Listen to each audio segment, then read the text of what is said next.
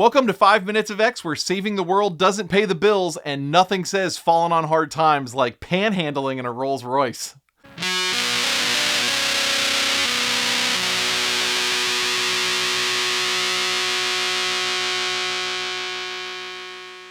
On July 11th, 1967, Marvel released 2 Avengers books and an X-Men. Avengers number 44 and Avengers Annual number 1, and then X-Men number 36. Were all written by Roy Thomas, all 3. He's a super busy guy. John Buscema did the art for the Avengers 44. Don Heck was in charge of pencils for the Avengers Annual, and Ross Andru drew the X book this month. Not sure where Werner Roth is at this time, but he'll be back for X-Men 38, and Ross is a really good fill-in.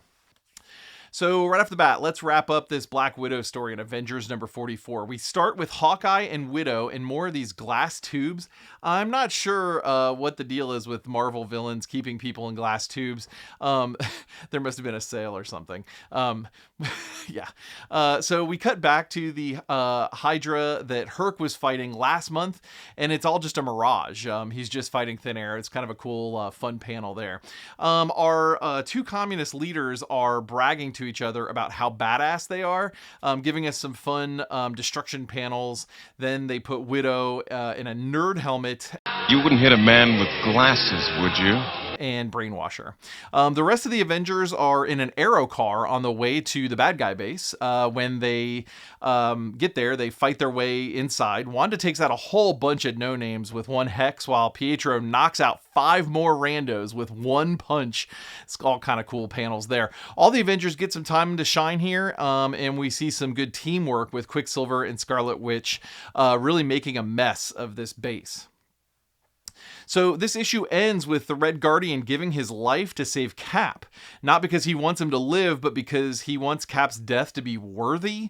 Cap seems really upset, but there's a Black Widow issue to focus on as well. She's badly injured, but she will leave. But here in the hospital, she then drops the big truth bomb to Hawkeye. The Red Guardian was her husband. Bum, bum, bum. All right, so let's talk about this Avengers Annual. Most Marvel annuals are just sort of a handful of short stories that are somewhat disconnected and mostly fluff. This is not that. Our splash page lays out this 10,000-foot view for the issue. The Mandarin will be our main villain, but will be assisted by all of the best villains we've played with over the last 30 or so issues, including Power Man. Our heroes will consist of all of the Avengers, current and retired, except for Hulk. So the Mandarin has a big-ass diamond on his space base, and he started attacking the world with it. We see him disappear, Namor, but it's not really Namor, so it's unclear what the diamond actually does yet. The old Avengers, minus Hulk, temporarily join up with the current ones, and we waste some panels arguing over if Cap should be the leader or not, and there's a whole gavel situation. It's kind of weird anyway. This part's just dumb. Also, Goliath, Wasp, and Herc all act like they're part of the old group, which all of those but Herc was. But like Hawkeye, Quicksilver, and Scarlet Witch, they're in like this out crowd, and I don't like this. What I do like, however, is that this annual is broken into chapters. Each chapter consists of a different battle location with different heroes and villains. Sadly, the Power Man battle happens with non-mutants, so I'm cutting it for time. We get a Hercules and Scarlet Witch team up against Enchantress and the Executioner. This is the first multi-page Wanda fight where we actually see her being competent. Yeah, she's still just kind of using the one and only Hex power, but she uses this power in different ways, and for the most part, she takes care of Enchantress on her own. She does need a little help from Herc when the Enchantress kind of creates or apparates this ice beast thing, but I don't know, it's all good. Quicksilver is teaming up with Captain America and initially stays back at Avengers HQ, but they end up on the space base fighting against the Mandarin himself. Quicksilver doesn't have a lot to do in this battle, but all the Avengers end up on the space base, and they blow the Mandarin out a window leaving him to float off into space. Then they use the big-ass diamond to plug the glass hole. Glass hole before getting off the space base, then blowing it up.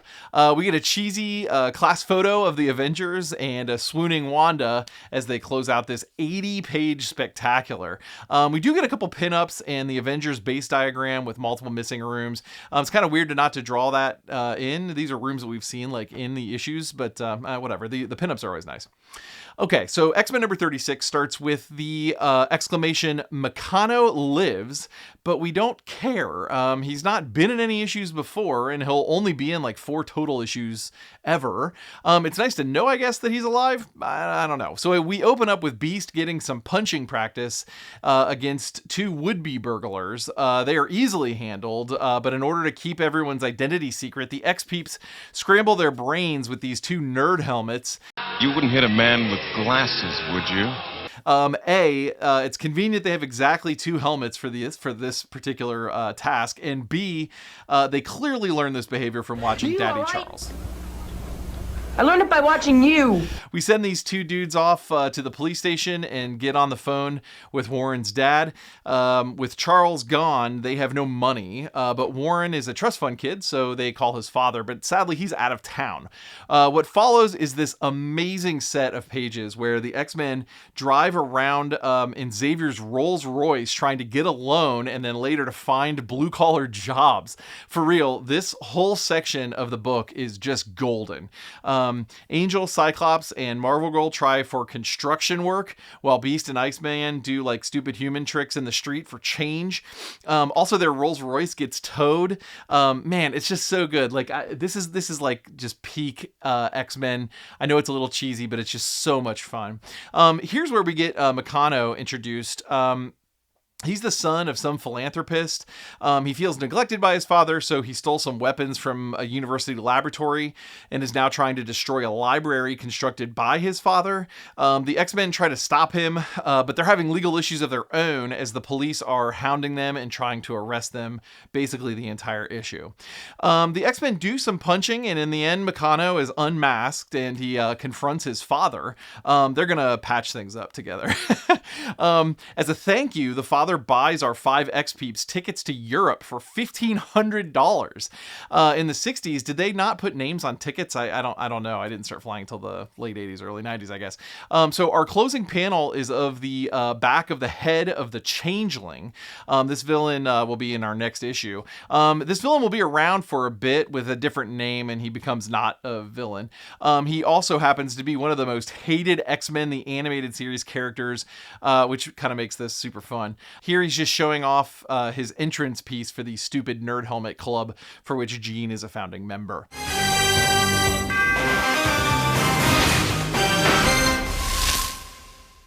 All right, I love this X-Men issue.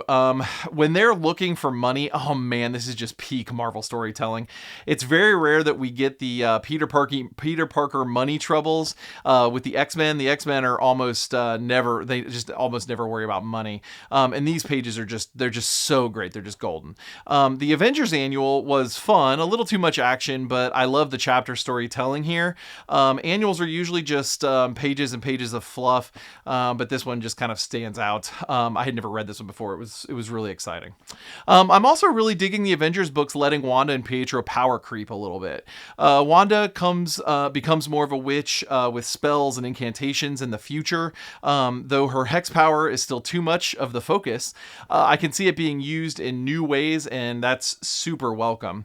Well, you've survived another session in the Danger Room. For more character info, reading lists, and what other nerdy projects I'm tangled up in, head on over to Jordy.com. New episodes drop Wednesdays at noon and Fridays at 4 p.m. Eastern. Remember, there's always a cool kids club, even for superheroes, and I always seem to find my way into characters who are left out of it.